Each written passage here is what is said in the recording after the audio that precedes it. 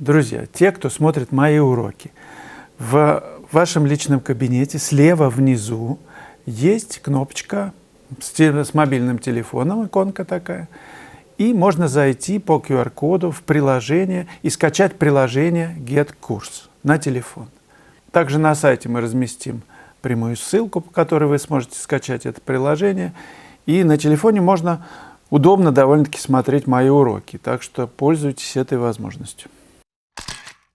Напомню, что акция, большая акция, 60% скидки на все мои уроки подходит к концу 15 числа. Еще есть пару дней.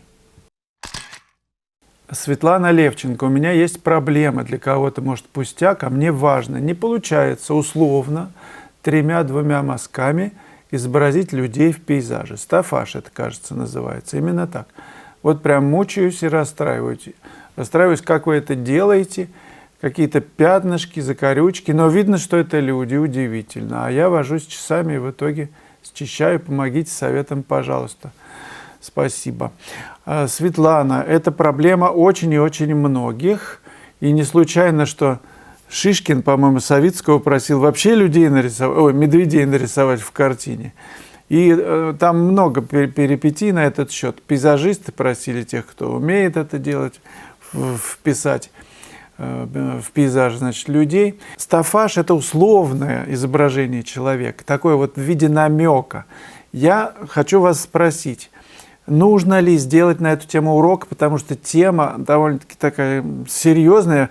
Я хочу сделать такой урок, потому что нужно показать вам, и показать, как это делается, и придумать упражнения, чтобы вы могли на основе этих упражнений освоить вот эту вот изюминку какую-то, схватить.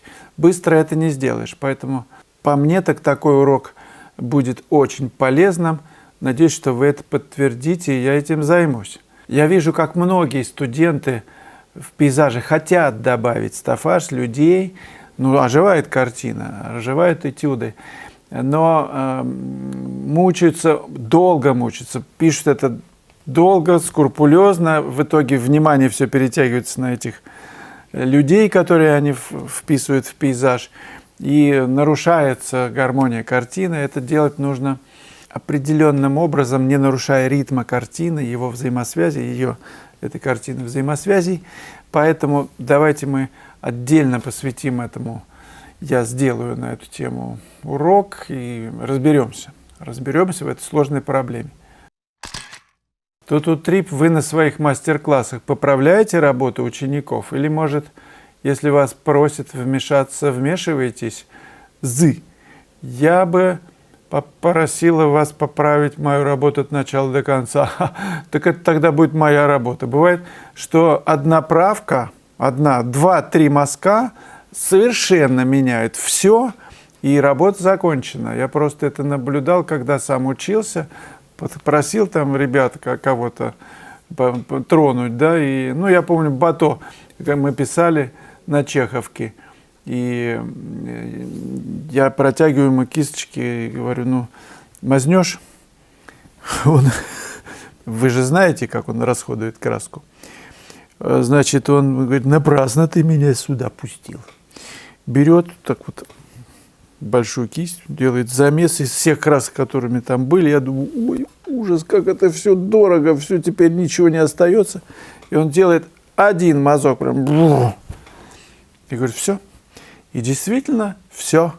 Вот этот мазок держит всю работу.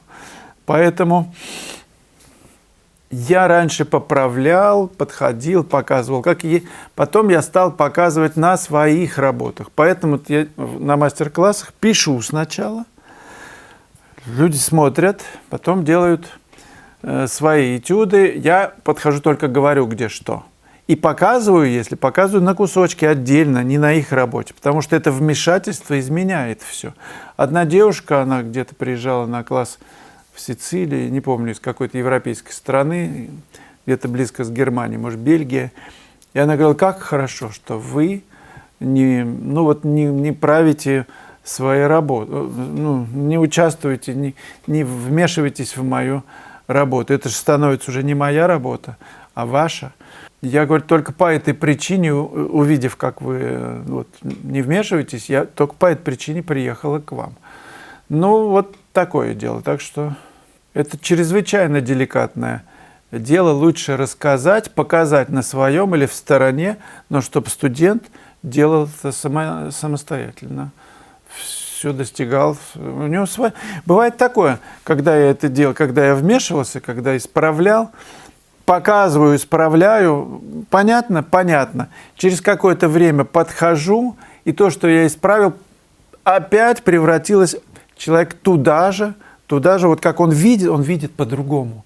И он туда опять скатывается. И ничего с этим не поделаешь. Это нужно прожить студенту. Нужно просто увидеть, начать по-другому видеть. Дело-то все в видении. Его нужно настроить, аппарат, как разбираться, как видеть пятнами, как композиционно все решать, как эти пятна между собой вот разделить все на части, чтобы это все работало, где связи были, где нет, где что-то объединить эти связи. Ну, то есть нужно перестроить мышление. Задача непростая, но возможно. Все это делается. Но будет семинар в Армении. Приезжайте, друзья, в начале апреля еще есть там буквально там 2-3 места, так что пользуйтесь этой возможностью и попишем в красивых местах. Это горы, это Ереван, там пойдем в музей Сарьяна, Параджанова. Это экскурсии будут, помимо живописи постоянной. Очередной юзер. Если вы, друзья, вам нормально, что я называю юзер, то это хорошо. Если нет, зайдите в настройки Гугла и там поправьте псевдонимы какие-то там появились. Ну, в общем, посмотрите там, что надо поправить. Как вы думаете, слушать музыку в наушниках, когда пишешь работу, это плохо? Картина от этого страдает? Я часто так делаю, и мне кажется, что начинаю писать интенсивней. Также хочу сказать огромное спасибо за ваше видео. Спасибо вам. Ну, говорят, что коровам, когда вот они, например, пришли в хлев, включают Моцарта. И у них дойка происходит веселее, удой увеличивается. А когда какой-то там другой композитор, Шостакович, или не помню, Шульберт, у них, значит, немножко не так грустно. То есть, если корова реагирует на музыку, значит, конечно, мы же выше по осознаванию, организованнее. Наверное, у нас и картины будут другие. Включил, например, ну или что-нибудь такое вот, до того же Шостаковича, вот эту седьмую вот эту вот симфонию. Ну, конечно, это будет, не напишешь, наверное, при этом что-то веселенькое, радостное. Хотя можно наоборот, по принципу работа с неприятным, да? Ну, я имею в виду с противоположным по настроению. Все это переваривать, трансформировать. Ну, на это будет тратиться энергия. Я раньше вставил, у меня была большая коллекция пластинок и классической музыки. Я ставил свои любимые какие-то произведения и писал под них. Мне нравилось тем, что какие-то струны звучат, сонастройка происходит моей пустоты с тем, что вот звучит. В любом случае происходит сонастройка.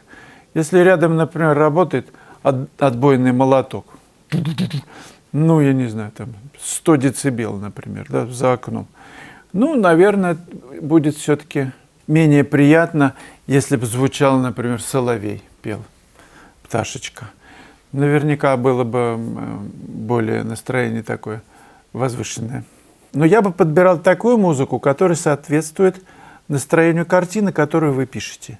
Тогда эффект можно усилить многократно через ваше состояние.